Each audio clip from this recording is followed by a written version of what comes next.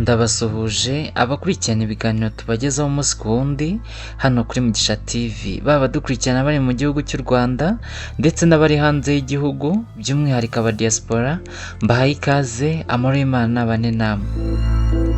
Dosiye ya Semuhungu Eric uherutse gutabwa muri yombi yagejejwe mu bushinjacyaha tariki 14 Mata 2026, aho akurikiranyweho ibyaha bitatu birimo icyo gukoresha undi mibonano mpuzabitsina ku gahato.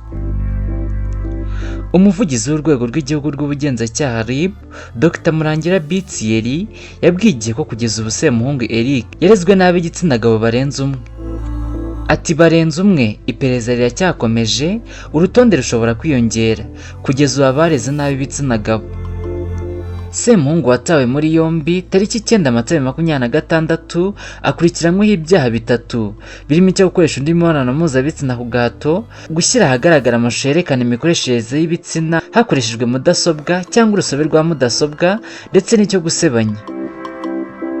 Dr Murangira yahamije ko dosiye ya Semuhungu yamaze kugezwa mu bushinjacyaha. Icyaha cyo gukoresha undi mibonano mpuzabitsina ku gahato giteganywa n'ingingo y'134 y'itegeko nimero 68/2018 ryo kuwa 30 Kanama 2018 riteganya ibyaha n'ibihano muri rusange.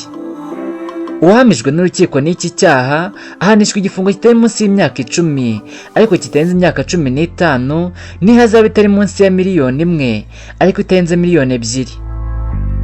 Icyaha cyo gushyira ahagaragara amashusho yerekana imikoreshereze y'ibitsina hakoreshejwe mudasobwa cyangwa urusobe rwa mudasobwa giteganywa n'ingingo ya 34 y'itegeko ryerekeye gukumira no guhana ibyaha bikoreshejwe ikoranabuhanga.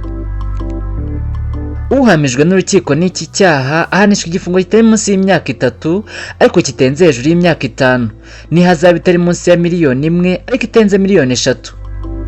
Icyaha cyo gukangisha gusebanya giteganywa n'ingingo y'129 y'itegeko ritegeka ibyaha n'ibihano muri rusange. Uhamijwe n'urukiko n'iki cyaha ahanishwa igifungo kitari munsi y'umwaka 1 ariko kitarenze imyaka 3, n'ihazabu itari munsi y'ibihumbi 100 ariko itarenze ibihumbi 300. Mushimira kuri iki kiganiro cyose kuri Mugisha TV, mukomeze bakanda subscribe kugira ngo amakuru tubagezaho umunsi ku wundi ajye abageraho ku gihe. Ndabashimiye.